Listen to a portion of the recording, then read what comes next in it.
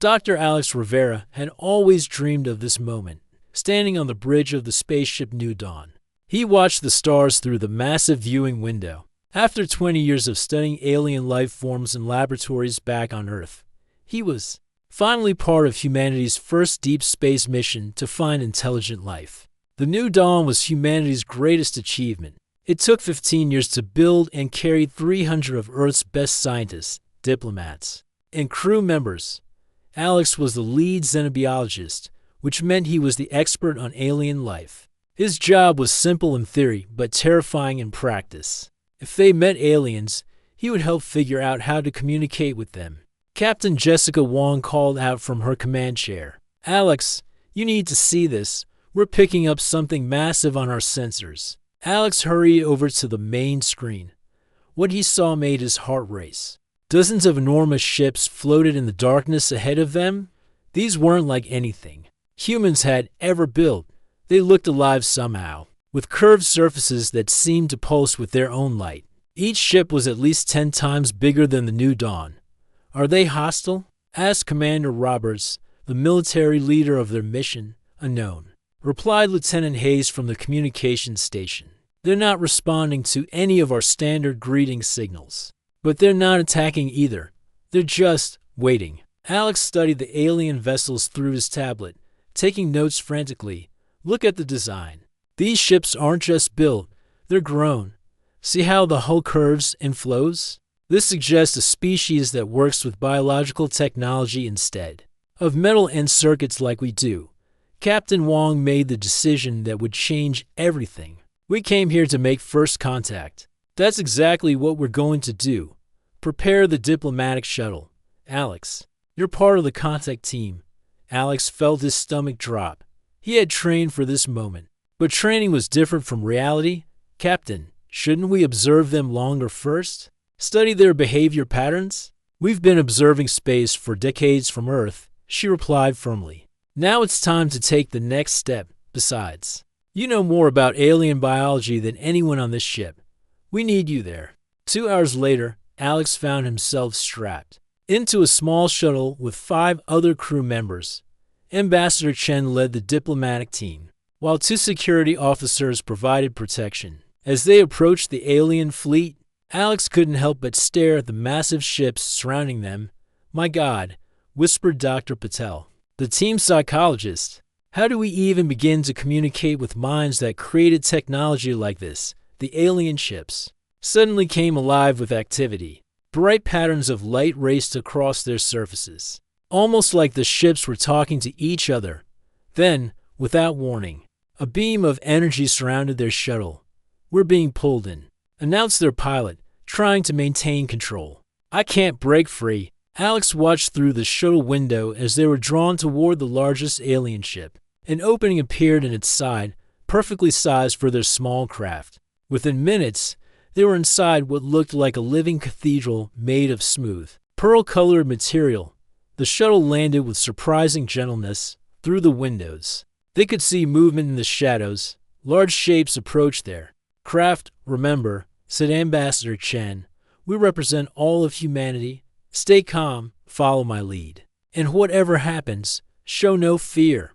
The shuttle door opened with a hiss. Alex stepped out behind the ambassador and immediately felt overwhelmed. The chamber they stood in was enormous, with walls that seemed to breathe.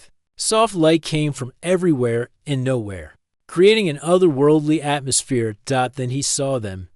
The aliens were unlike anything Alex had imagined. They stood nearly 8 feet tall, with skin that shimmered and changed colors like oil on water. Each had 4 arms that moved with fluid grace, and their faces were both beautiful and terrifying.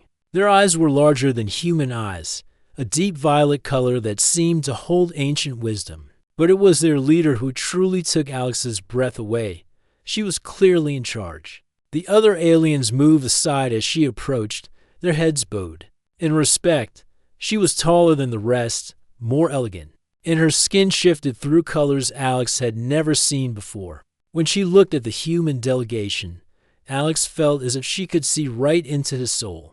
The alien leader spoke, and her voice was like music mixed with the sound of wind through trees. Of course, Alex couldn't understand the words, But the meaning was clear. They were prisoners. Ambassador Chen stepped forward and began the standard first contact protocol. He pointed to himself and said human clearly. Then he gestured to the group and repeated the word. He pulled out a tablet showing pictures of Earth, trying to communicate their peaceful intentions. The alien leader watched with what seemed like curiosity. But then something unexpected happened. One of the security officers, nervous and frightened, made a sudden movement toward his weapon. He didn't draw it, but the motion was enough. In an instant, the alien surrounded them, energy. Weapons appeared in their hands as if by magic. The humans were clearly outmatched. Nobody move, whispered Ambassador Chen. Let me handle this. But Alex couldn't just stand there. His scientific mind was racing, analyzing everything he saw. These beings were clearly intelligent, probably more advanced than humans. They had technology that seemed to blend biology with engineering. Most importantly, they hadn't killed the humans immediately, which suggested they were curious rather than simply aggressive. Alex did something that surprised everyone, including himself. He stepped forward, pulled out his own tablet, and began showing mathematical equations.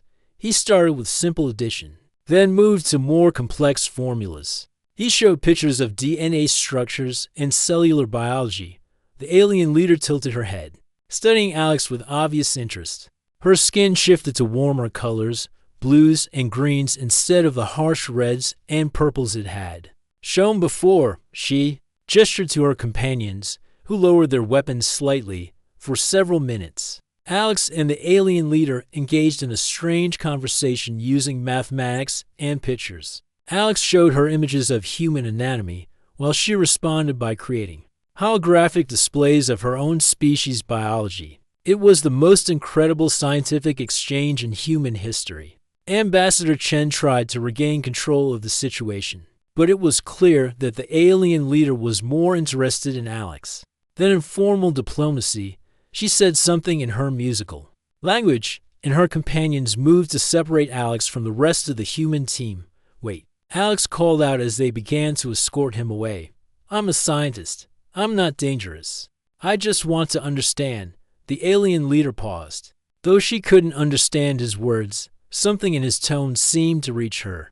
She studied his face for a long moment, and Alex could swear he saw a flicker of something almost human in her expression. Recognition, perhaps, or curiosity. She gestured for Alex to follow her, leaving the rest of the human delegation under guard. As they walked through corridors that seemed grown rather than built, Alex realized his life had just changed forever. He was no longer just a scientist studying alien life from a distance. He was about to become the first human to truly interact with an alien intelligence. The alien leader led him to what was clearly a private chamber. The walls were covered with displays showing star maps and biological data. It was obviously the workspace of someone highly intelligent and important. She gestured for Alex to sit on what appeared to be a chair that molded itself to his human form. As she studied him with those remarkable violet eyes, Alex felt something he hadn't expected. Despite her alien appearance and the terrifying circumstances, he wasn't afraid of her anymore. Instead, he was fascinated. Here was a being from another world, clearly intelligent and powerful. Yet she seemed as curious about him as he was about her. Neither of them knew it yet, but this moment would change not just their own lives, but the future of both their species. In a chamber aboard an alien ship far from Earth, the most unlikely connection in the universe was about to begin. 3 weeks had passed since Alex became a prisoner aboard the alien ship. But calling it imprisonment felt wrong now. The alien queen, who he had learned was called Zara, treated him more like a guest than a captive. She had given him comfortable quarters next to her own chambers and made sure he had everything he needed every morning. Zara would visit Alex in what she called her study room. It was filled with holographic displays showing star maps, scientific data, and images of different planets. The first few days had been awkward. They couldn't speak each other's languages, and simple gestures sometimes meant completely different things to their species. But Alex was a quick learner, and Zara was incredibly patient. They started with basic concepts, Alex would point to himself and say Alex. Then he would point to her, waiting. She would touch her chest with one of her four hands and make a sound that was close to Zara. It took him several tries to pronounce it correctly, but when he finally did, her skin shifted to a warm golden color that he was beginning to recognize as happiness. The breakthrough came when Alex realized that Zara's people communicated as much through color changes in their skin as they did through words. When she was thinking hard, her skin became a deep blue. When she was amused by his clumsy attempts to understand their technology, it shifted to a light green. And when she was frustrated, which happened often during their early conversations, it turned a dark red. Alex started keeping a journal of these color changes, treating it like a scientific study. He didn't realize that Zara was doing the same thing, watching his facial expressions and body language with the same careful attention. He paid to her skin colors. Your people show feelings in face, Zara said one day, speaking in broken English. She had been learning. Happy, sad, angry, all in eyes and mouth. Alex nodded excitedly. They were finally making real progress in communication. Yes, exactly. And your people show feelings in skin color. It's beautiful, actually. Zara's skin immediately shifted to that warm golden hue again. Alex realized he had just complimented her, and she was pleased by it. As the days went by, their conversations became more complex. Alex learned that Zara's people, called the Vorthik, had been traveling through space for thousands of years. They were running out of resources on their home planets and were looking for new worlds to settle. But they were also proud warriors who believed that strength and honor were the most important values. My people not understand why I keep you alive, Zara explained during one of their sessions. They think humans are weak because you are small and have only two arms. And what do you think? Alex asked. Zara was quiet for a long moment, her skin cycling through several colors as she considered her answer. I think strength comes in many forms. You show me mathematics that help us navigate better. You explain how your people make medicines from plants. This is not weakness. Alex felt a warmth in his chest that had nothing to do with the alien ship's temperature. Your people might have 4 arms and be twice my size, but you took time to learn my language instead of forcing me to learn yours. That takes a different kind of strength. Zara's skin turned that golden color again, but this time it seemed deeper, richer. Alex was beginning to understand that there were subtle differences in her color changes. That meant different things. One afternoon, Zara showed Alex something that changed everything. She led him to a viewing chamber with a transparent wall that looked out into space. But instead of stars, Alex saw other Vorthik ships surrounding them, hundreds of them. This is my fleet, Zara said. I'm queen of all these ships. But some of my people question my choices now. Because of me, because of you, she confirmed. My advisor, Commander Thek, he says keeping you alive makes me look weak. Other leaders start to whisper that maybe I'm not strong enough to rule. Alex felt a chill run down his spine. I don't want to cause problems for you. Maybe it would be better if you let me go back to my people. The moment he said it, Alex realized he didn't really want to leave. Over the past weeks, he had grown to genuinely enjoy his time with Zara. She was incredibly intelligent, curious about everything, and despite her fearsome appearance, she had a gentle way of explaining things that reminded him of his favorite professors back on Earth. Zara's skin went through a rapid series of color changes: red, blue, purple, then back to blue. Alex had learned this meant she was experiencing strong, conflicted emotions. I do not want you to go, she said finally, but I also do not want my people to suffer because of my choices. That evening, Alex lay in his quarters thinking about their conversation. Through the small window in his room, he could see Earth in the distance, just a small blue dot among the stars. His crewmates were probably still prisoners somewhere on other ships. Captain Wong and Ambassador Chen were likely working desperately to negotiate some kind of peace treaty. But Alex found himself thinking less about returning home and more about the complex, fascinating being who had become his daily companion. Zara was nothing like the monsters that old science fiction movies had portrayed aliens to be. She was thoughtful, curious, and surprisingly funny once you understood her sense of humor. The next morning brought unexpected visitors. Alex woke to the sound of heavy footsteps outside his door. When it opened, Zara entered, followed by a massive Vorthok warrior whose skin remained a constant dark red. The color Alex had learned meant anger or aggression. "This is Commander Deck," Zara said. Her own skin a carefully neutral gray. "He wants to meet the human who has captured his queen's attention." Commander Deck studied Alex with obvious disgust when he spoke. His voice was like rocks grinding together. Zara translated. "He says you are even smaller than he expected. He wonders how something so weak could be worth protecting." Alex stood up as straight as he could, trying to look more confident than he felt. "Tell him that size isn't everything. Humans may be small, but we've learned to use our minds to overcome physical limitations," Zara translated. And Neck's response made her skin flash red for just a moment before returning to gray. "What did he say?" Alex asked. "He said minds are useless if the body dies easily. He thinks I should end this experiment and focus on more important matters."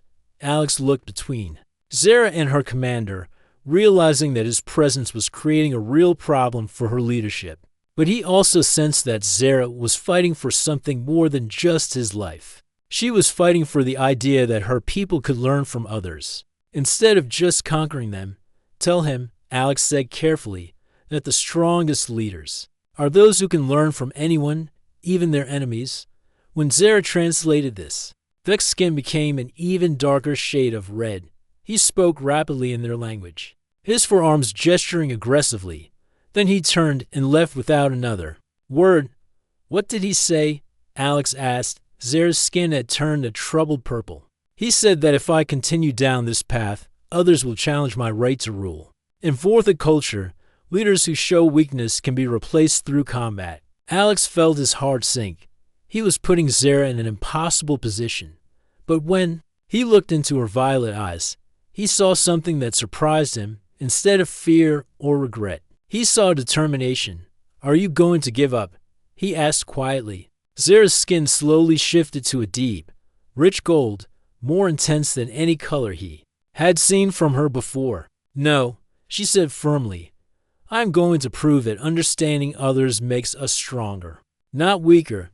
In that moment, Alex realized that what was happening between them was bigger than just two beings from different worlds trying to communicate. They were pioneering a completely new way for their species to interact, and despite the danger, neither of them wanted to stop. The trouble started when Prince Kale returned from his military campaign. Alex heard the commotion long before he saw the prince himself. Alarms echoed through the ship's corridors, and even from his quarters, Alex could feel the vibrations of massive ships docking with Zara's vessel. When Zara came to see him that morning, her skin was a constant, worried blue. "My nephew has returned," she explained, pacing around her study with unusual agitation. "Prince Kale commands the Outer Fleet. He has been fighting rebels in the distant systems for 2 years. "Is that bad?" Alex asked, though he could already guess the answer from her color changes. Kale believes in the old ways. He thinks strength comes only from conquest and domination. He will not understand why I have kept you alive, why I have been learning from you instead of simply taking what we need from your people by force. Alex had been dreading this moment over the past month. His relationship with Zara had grown into something neither of them had expected. They spent hours each day together, sharing stories about their worlds, their cultures, their dreams. Zara had told him about the responsibility she felt for her people, how she sometimes questioned whether peaceful solutions were possible in a universe that seemed to reward violence. Alex had shared his own struggles, how he had always felt like an outsider on Earth, more comfortable studying alien life than dealing with human politics. With Zara, he felt understood in a way he never had before. But now that understanding was about to be tested. The confrontation came during what Zara called a formal greeting ceremony. Alex watched from a hidden viewing platform as hundreds of Vorthok warriors filled the main chamber. They were all massive, intimidating figures, but Prince Kale stood out even among them. Where Zara was elegant and graceful, Kale was built for war. His forearms were thick with muscle, covered in scars that told stories of countless battles. His skin remained a constant dark red, and when he spoke, his voice carried the authority of someone used to being obeyed without question. Alex couldn't understand the words, but the meaning was clear. Kale was challenging his aunt's decisions. Other Vorthic leaders nodded in agreement as he spoke, their own skin colors shifting to supportive reds and oranges. Zara's responses seemed calm and measured, but Alex could see the strain in her posture. She was fighting for something her people didn't understand, and she was doing it alone. The ceremony ended badly. Alex watched as Kale stormed out, followed by many of the other leaders. Only a few remained loyal to Zara, including Commander Thek, who had gradually begun to respect Alex's intelligence despite his initial hostility. That evening, Zara came to Alex's quarters, looking more troubled than he had ever seen her. "Kale knows about you," she said without preamble. "He has been gathering support among the fleet commanders. They think I have been corrupted by human influence." "Maybe they're right," Alex said quietly. "Maybe spending time with me has changed you." Zara's skin shifted through several colors, before settling on a deep gold. "Yes, it has changed me, but not in the way they think. You have shown me that there are other ways to solve problems besides fighting, other ways to be strong." "And what did you tell them?" "I told them that understanding our enemies makes us better at defeating them, that studying human behavior has given us advantages in planning our strategy." Alex felt his heart sink. "So you told them I was just a tool, a weapon you were studying." "I told them what they needed to hear," Zara said firmly. Then her voice softened. But it was not the truth. Before Alex could ask what she meant, alarms began blaring throughout the ship, red lights flashed, and Alex could hear the sound of running feet in the corridors outside. "What's happening?" he asked. Zara was already moving toward the door. "Kale is making his move sooner than I expected. Stay here. Do not leave this room no matter what you hear." But Alex couldn't just sit and wait while Zara faced danger alone, against her orders. He slipped out of his quarters and made his way through the ship's corridors. The living walls seemed to pulse with agitation, and the air itself felt charged with tension. He found them in the main chamber. Kale stood in the center with dozens of warriors supporting him, while Zara faced him with only a handful of loyal followers. Commander Thek stood beside her, his skin a determined orange. "By the ancient laws," Kale was saying in English, clearly, "for Alex's benefit, I challenge Queen Zara's right to rule. She has been compromised by alien influence. She values the life of this weak creature more than the strength of our people." Zara's response came in their own language, but her tone was defiant. Whatever she said made Kale's skin turn an even darker red. "She refuses to execute the human as proof of her loyalty," Kale announced. "This proves her weakness." Alex felt the blood drain from his face. They were asking Zara to kill him to prove she was still a fit leader, and if she refused, they would remove her from power and probably kill them both. That's when Alex made the biggest mistake of his life. He stepped into the chamber. Every Vorthic in the room turned to stare at him. Zara's skin went white, a color Alex had never seen before, which he realized must be shock or terror. "You want proof that Queen Zara is strong," Alex called out, his voice echoing in the vast space. "She's the strongest leader you have because she's willing to make difficult choices. Keeping me alive wasn't weakness, it was strategy." Kale laughed, a sound like metal grinding against stone. "The pet human speaks. How amusing." "I'm not a pet," Alex said, walking closer to the center of the circle. "I'm a source of information. Everything I've taught Queen Zara about human technology, human psychology, human weaknesses, all of that makes your people stronger when you eventually decide to conquer my species." It was a lie, of course. Alex had been careful never to give Zara information that could be used to harm humanity. But Kale didn't know that. "You see," Alex continued, "Queen Zara has been playing a long game. She's been learning everything she can about humans so that when the time comes, your victory will be complete."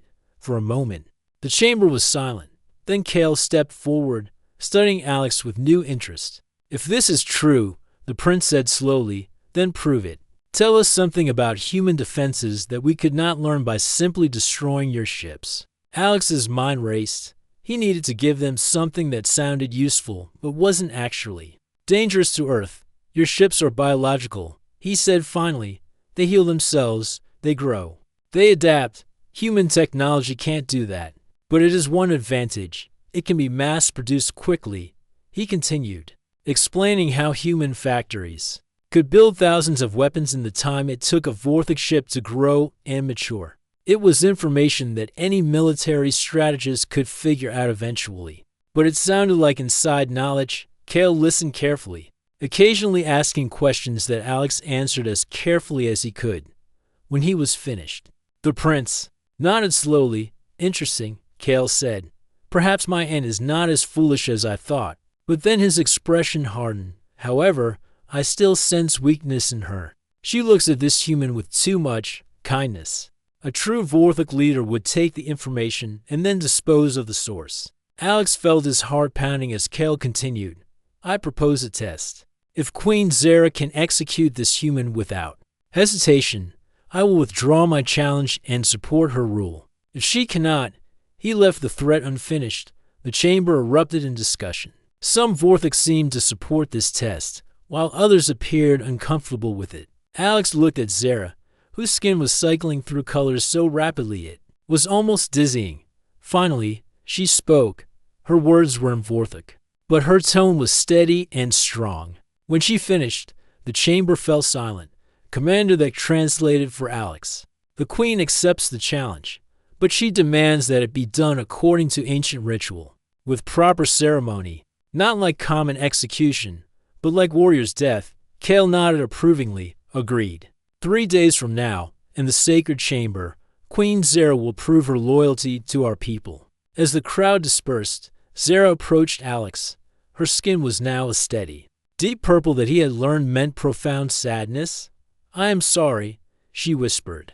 I tried to find another way. Alex looked into her violet eyes and saw something that made his breath catch. Despite everything that had happened, despite the impossible situation they were in, he could see that she cared for him as much as he had come to care for her. 3 days. He said quietly, maybe we can figure something out. But even as he said it, Alex wondered if 3 days would be enough time to find a solution that could save both their lives and prevent a war between their species. The next 72 hours would determine not just their fate, but the future of human Vorthic relations. As Zara led him back to his quarters, Alex realized that their relationship had moved far beyond simple friendship or even scientific collaboration. What had grown between them was something that could change both their worlds, if they could survive long enough to see it happen.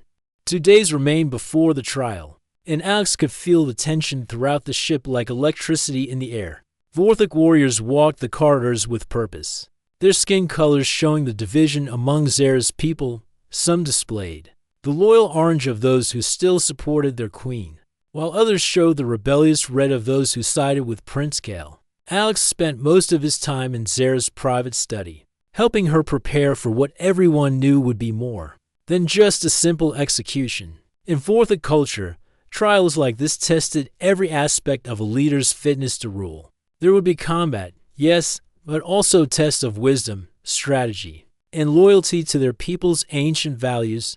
Tell me about the trials, Alex said as they sat together reviewing holographic displays of Vorthic history. Zara's skin shifted to a thoughtful blue as she explained. There are 3 parts. First, the trial of strength, where I must face Cale in physical combat. Second, the trial of wisdom, where the council will present me with impossible choices to test my judgment. And finally, she paused, her skin darkening. The trial of loyalty, Alex finished, where you have to prove your dedication to Vorthic values by executing me. Yes? Her voice was barely a whisper. Alex had been thinking about this problem for days, and he had an idea. It was dangerous and would require perfect timing, but it might be their only chance. What if there was a way to pass all 3 trials without actually killing me? He asked. Zara looked at him sharply. Impossible. The trials have been the same for thousands of years. There is no way to change them. But what if we don't change the trials? What if we change what everyone sees? Alex pulled up some of the scientific data they had been studying together. Your people's technology is biological, right? Living ships, healing armor, weapons that grow instead of being built. Of course, it is our greatest advantage. Then you must have medical technology that's far beyond anything humans have developed. Technology that could make someone appear dead when they're actually just unconscious. Zara's skin began cycling through colors rapidly as she understood what Alex was suggesting. The deep healing sleep, she said slowly. We use it for warriors who are badly injured in battle. It slows all body functions until they appear lifeless, but the person can be revived later. Exactly. If you could put me in that state during the trial, everyone would think you had killed me. You would pass the loyalty test, keep your crown, and I would still be alive. But how would I revive you later? And where would you go? Kale would want to examine your body to make sure you were truly dead. Alex had thought about this too. Commander Vic has been supporting you, right? He's come to understand that cooperation might be better than conquest, yes. But asking him to help fake your death would be asking him to commit treason against everything he's believed his whole life, maybe. Or maybe it would be asking him to help save both our species from a war that could destroy millions of lives. That evening, Zara approached Commander Vic with their plan. Alex watched from a hidden alcove as the two Vorthic leaders discussed the proposal in hushed tones.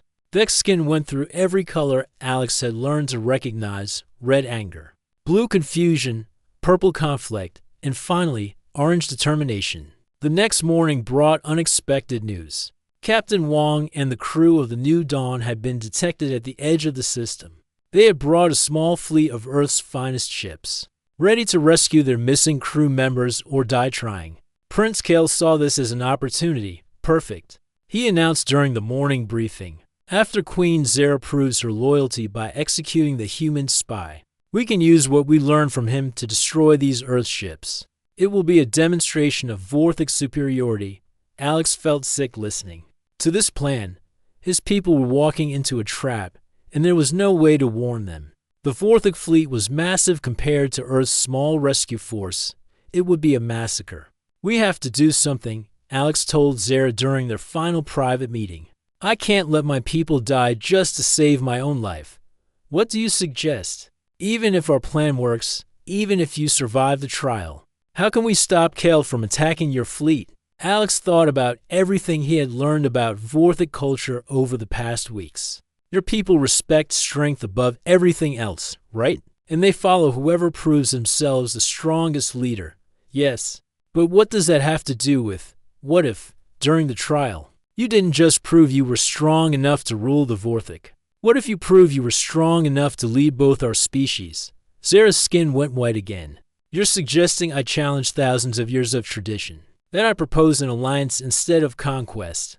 I'm suggesting you show them a different kind of strength. The strength to build instead of destroy. The strength to make allies instead of enemies. The day of the trial arrived with all the ceremony Alex had expected. The sacred chamber was enormous, with curved walls that seemed to pulse with their own light.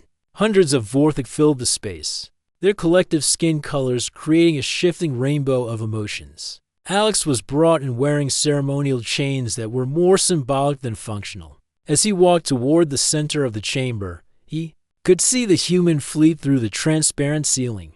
Small and vulnerable against the backdrop of stars. The trial of strength came first. Zara and Kale faced each other in a circle marked by ancient symbols. Alex watched as they fought with weapons that seemed grown rather than forged.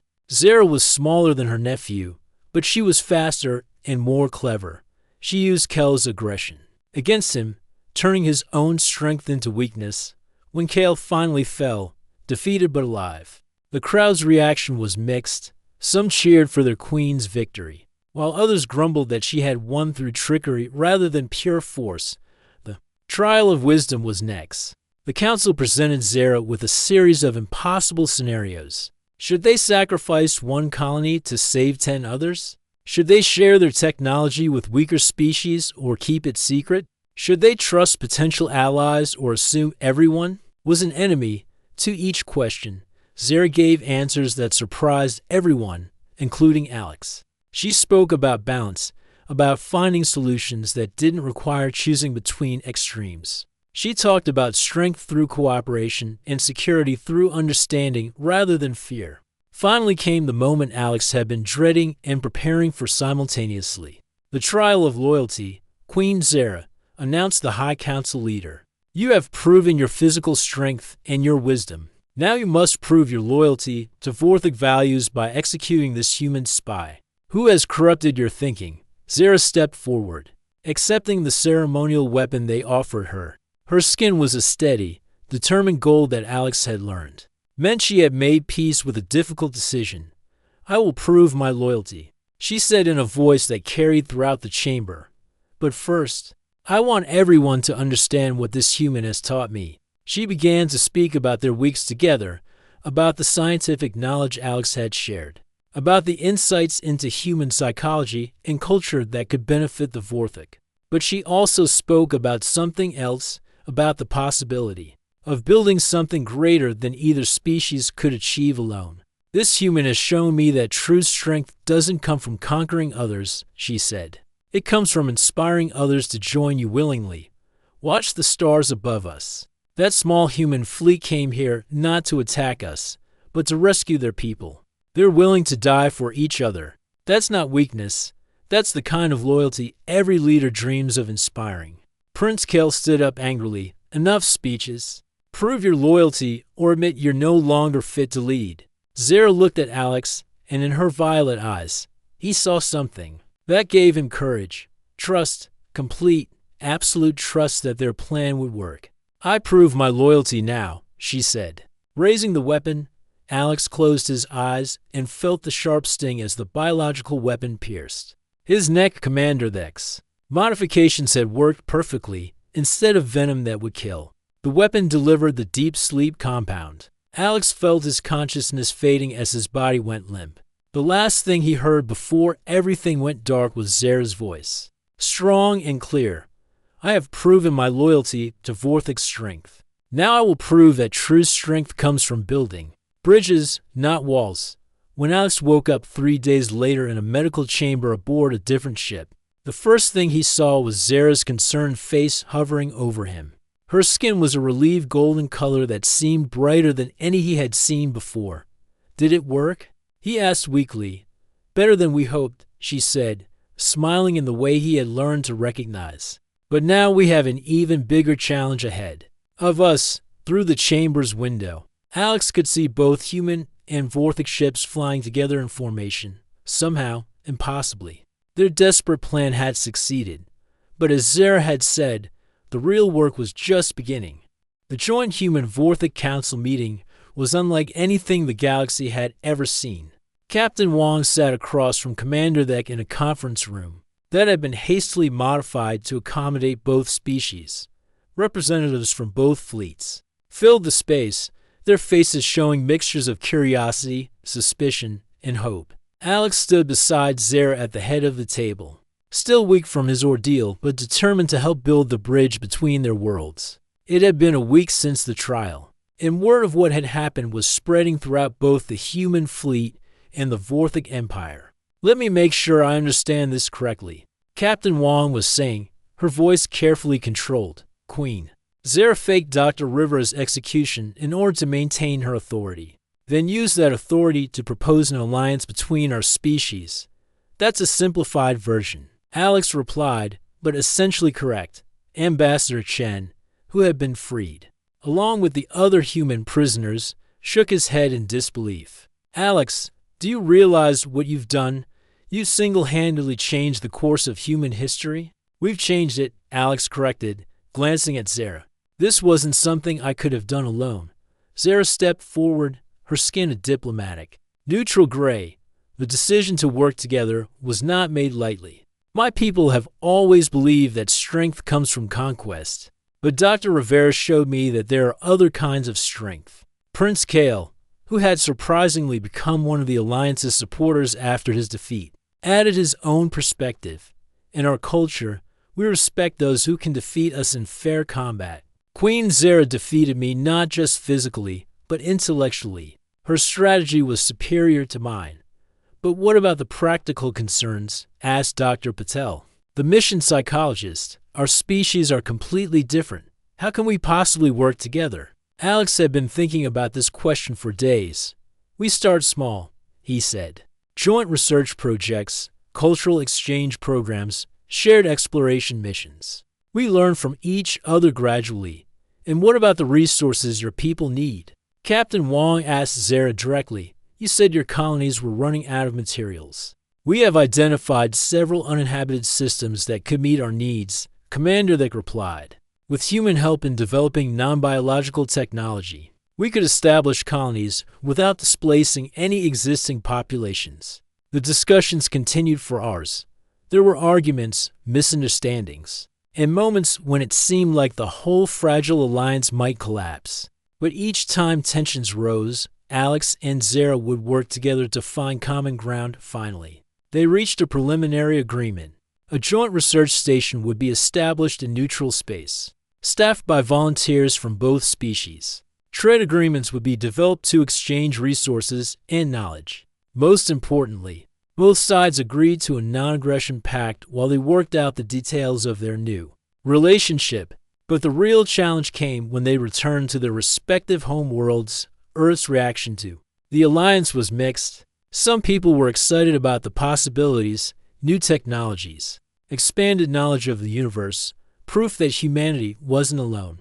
Others were terrified of these powerful aliens who could have easily destroyed the human fleet. If they had chosen to, Alex found himself at the center of heated debates in government chambers, university auditoriums, and news studios around the world. Some called him a hero who had prevented an interstellar war. Others accused him of being a traitor who had given away human secrets to potential enemies. Dr. Rivera asked a news reporter during one particularly difficult interview. Some critics say you've been brainwashed by these aliens. How do you respond to allegations that your judgment has been compromised? Alex took a deep breath before answering. I've spent months working closely with Queen Zara and her people. Yes, that experience has changed my perspective. I've learned that the universe is bigger and more complex than any of us imagined. But I haven't been brainwashed. I've been educated. Meanwhile, Zara faced her own challenges among the Vorthic. Many of her people still couldn't understand why she had chosen cooperation over conquest. Traditional leaders argued that she was abandoning everything their species stood for. You ask us to become farmers and traders instead of warriors, complained General Vex during one heated council session. Where's the honor in that? The honor is in building something greater than ourselves. Zara replied, the honor is in ensuring our children have a future that doesn't depend on taking resources from others by force. The breakthrough came 6 months later when the Joint Research Station became operational, called Unity Station. It was a marvel of combined human and Vorthic engineering. The human sections were built with traditional metal and electronics, while the Vorthic areas were grown from living materials that could adapt and repair themselves. Alex and Zara were among the first permanent residents of Unity Station. As the head of xenobiology research, Alex led teams of human and Vorthic scientists working together to understand both species better. Zara, who had stepped down from her role as queen to focus on diplomacy, became the station's first director of interspecies relations. Working together every day, their relationship deepened in ways neither had expected. They learned each other's languages fluently, understood each other's cultural references, and developed a communication style that blended human directness with Vorthic emotional coloring. Do you ever regret it? Alex asked one evening as they stood in the station's observation deck, watching ships from both species docking together peacefully. Regret what? Zara replied, her skin showing the warm gold.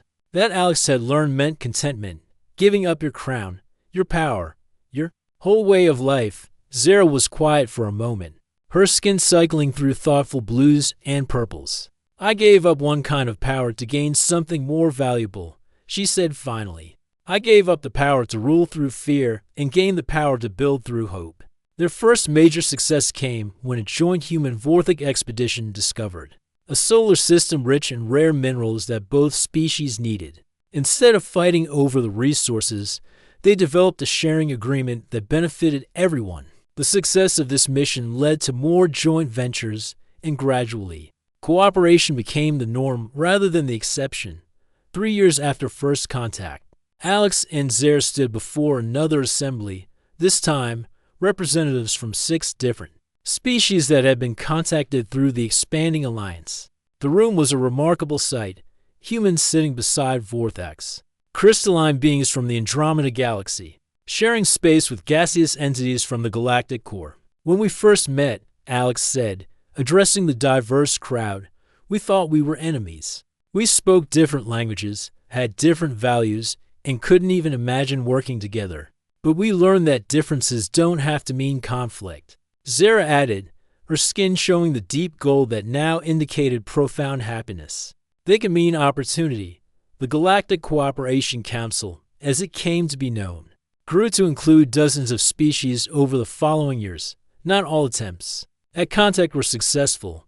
Some species were too aggressive, others too alien to communicate with effectively. But each success built on the foundation that Alex and Zara had established. On the 5th anniversary of their first meeting, Alex and Zara returned to the spot where their ship had first encountered the Vortic fleet.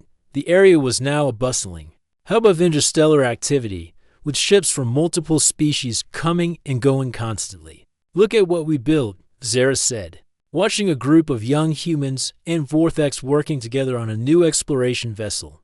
Look at what we started, Alex corrected. This isn't our achievement anymore. It belongs to everyone. As they watch the next generation of explorers prepare for their mission to contact new species in distant galaxies, Alex reflected on the incredible journey that had brought them here. He had started as a scientist studying alien life from a distance. Now he was part of the greatest adventure in galactic history. Ready for the next chapter? Zara asked, her skin showing the excited yellow-green that meant she was eager for new challenges. Alex smiled, taking her hand in his. Despite all the differences between their species, some things were universal: love, hope, curiosity, and the desire to build something better than what came before. Always, he said. As long as we're writing it together, above them, the stars beckon with infinite possibilities. And for the first time in galactic history, multiple species were ready to explore them together as friends rather than conquerors. The universe had suddenly become a much larger, more wonderful place. Their love story had become something bigger than either of them had imagined. It had become the foundation for a new age of cooperation among the stars, and this was only the beginning.